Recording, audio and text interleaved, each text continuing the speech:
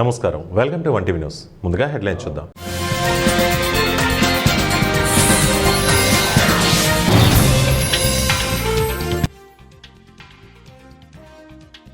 Ramjet పరీక్ష success, ఒడిశాలో విజయవంతంగా నిర్వహించిన DRDA.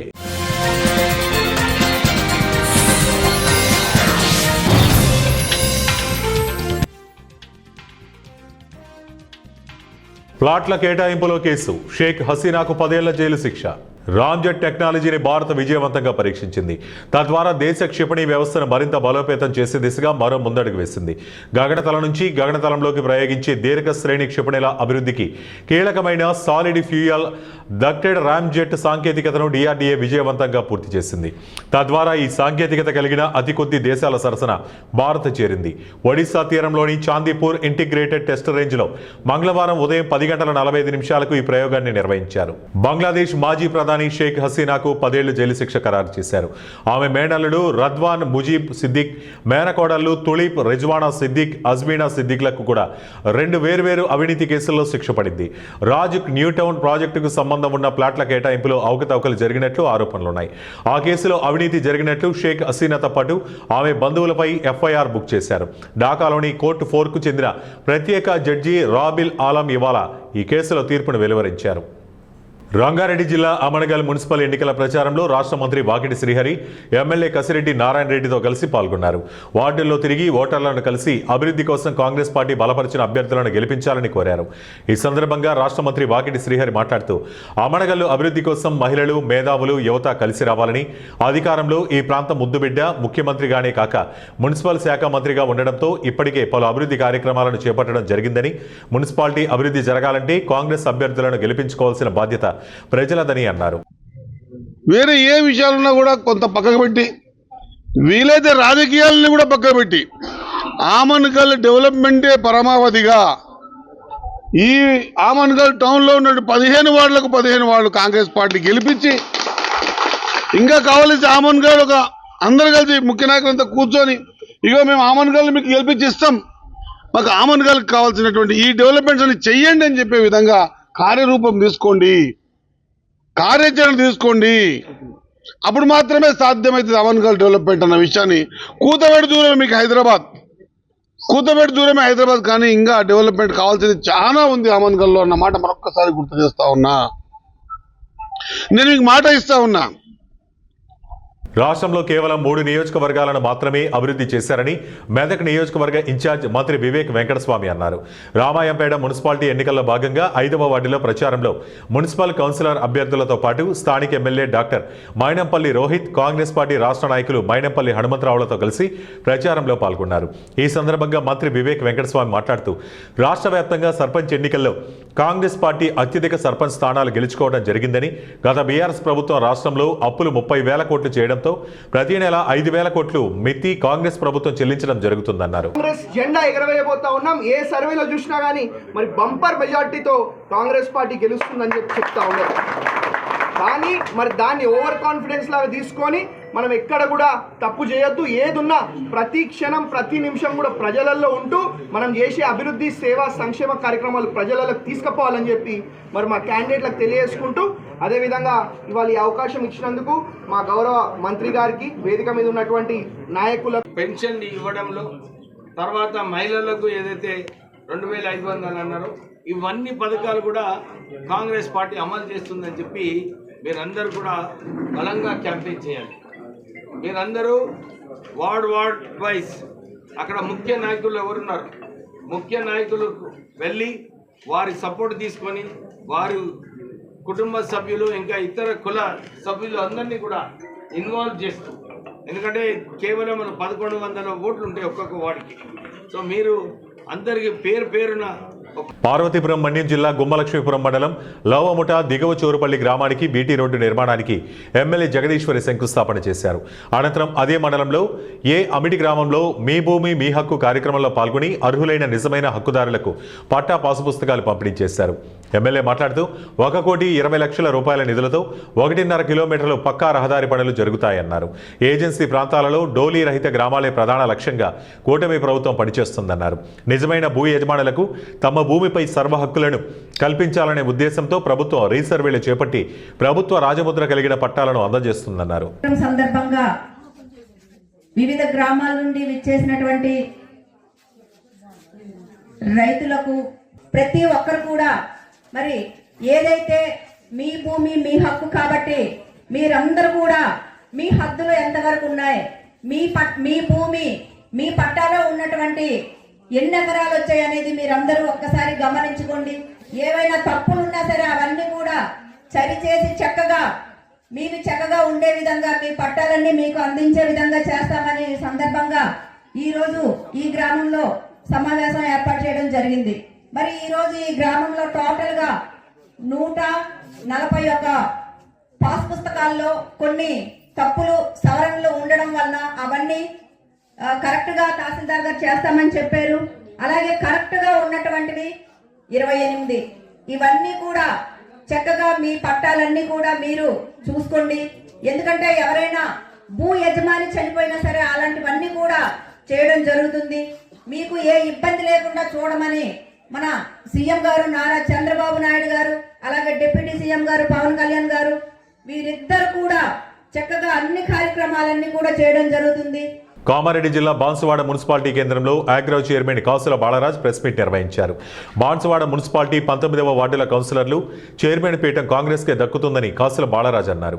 ఏనుగు రవీందర్ రెడ్డి వర్గంలోని కొందరు కాంగ్రెస్ పార్టీ పేరు చెప్పుకొని బీఆర్ఎస్ పార్టీలో చేరామని ఒక ప్రకటనలో చెప్పినప్పటికీ వారు నిజమైన కాంగ్రెస్ వాదులు కారన్నారు. కాంగ్రెస్ పార్టీలో వారు ఎప్పుడూ చేరలేదని, కాంగ్రెస్ పార్టీకి వారికి ఎలాంటి సంబంధం లేదని, కాంగ్రెస్ పార్టీని గత 20 సంవత్సరాలుగా పార్టీ ఇన్ఛార్జిగా, నియోజకవర్గ ఇన్ఛార్జిగా తానే ఉన్నారని, వారికి ఏ రోజు కండువా కప్పి కాంగ్రెస్ పార్టీలో తీసుకోలేదన్నారు. ఏనుగు రవీందర్ రెడ్డి ఆయనకు ఒక పార్టీ అంటూ ఏదీ లేదని, సర్పంచ్ ఎన్నికల్లో కూడా బీఆర్ఎస్ పార్టీకి మద్దతు తెలిపినట్లు తెలుసని అన్నారు. భవిష్యత్తులో కూడా మరి బీఆర్ఎస్ పార్టీ అసలు లేనే లేదు కాబట్టి ఖచ్చితంగా 19 సీట్లు కూడా గెలిచి మరి నిన్న నాకు చైర్మన్గా ప్రకటించడం జరిగింది.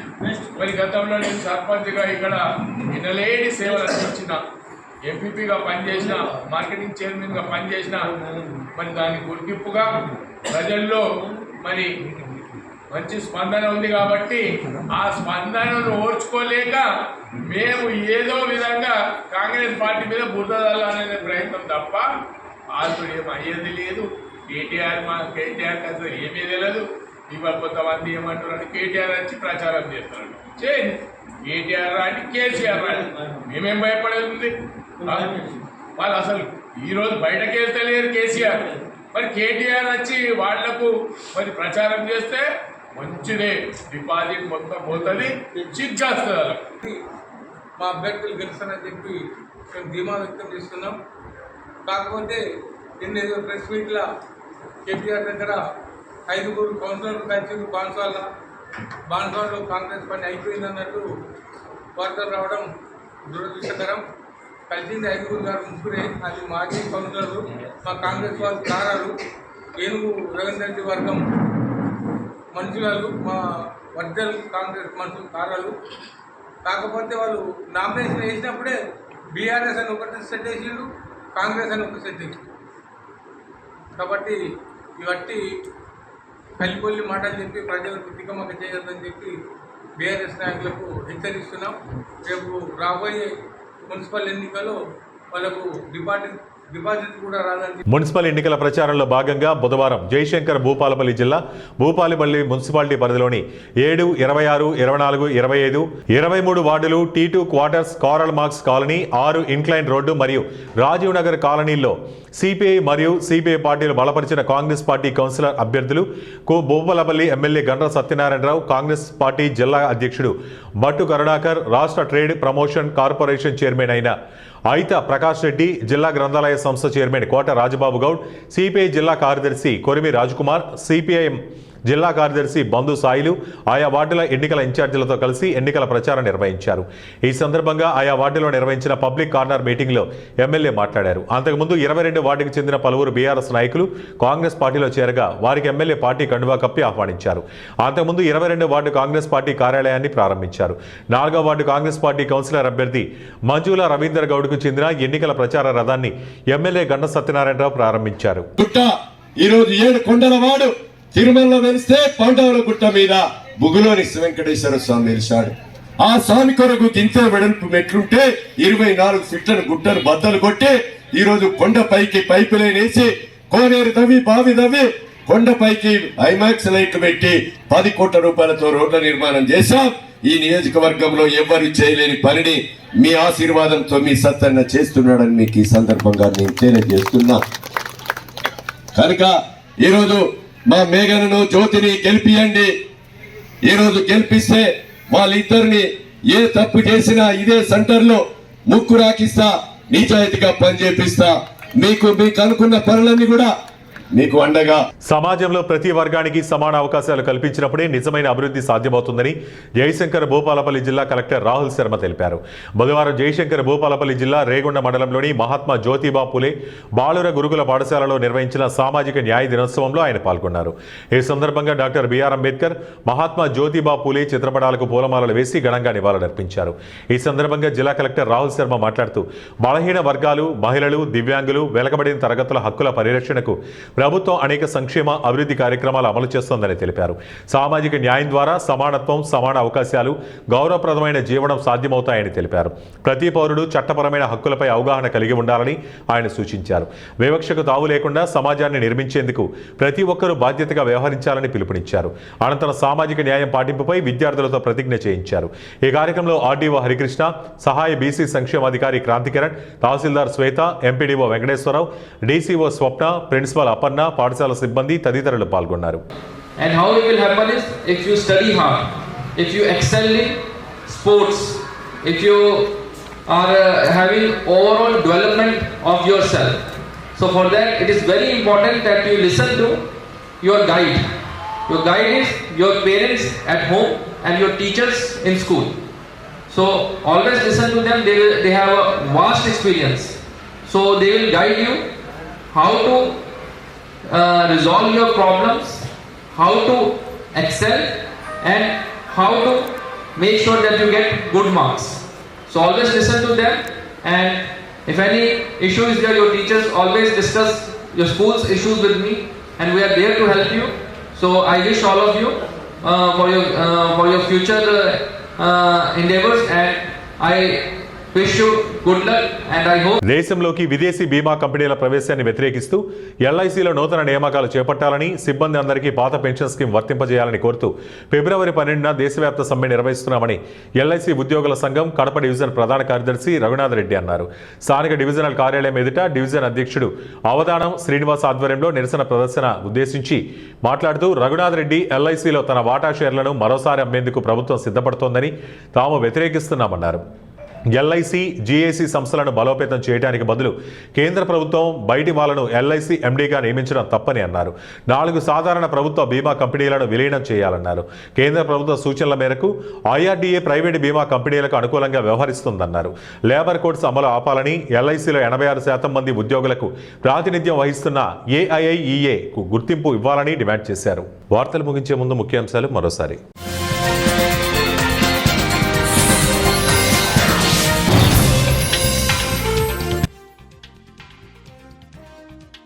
రామ్జెట్ పరీక్ష సక్సెస్, ఒడిశాలో విజయవంతంగా నిర్వహించిన డిఆర్డీఏ.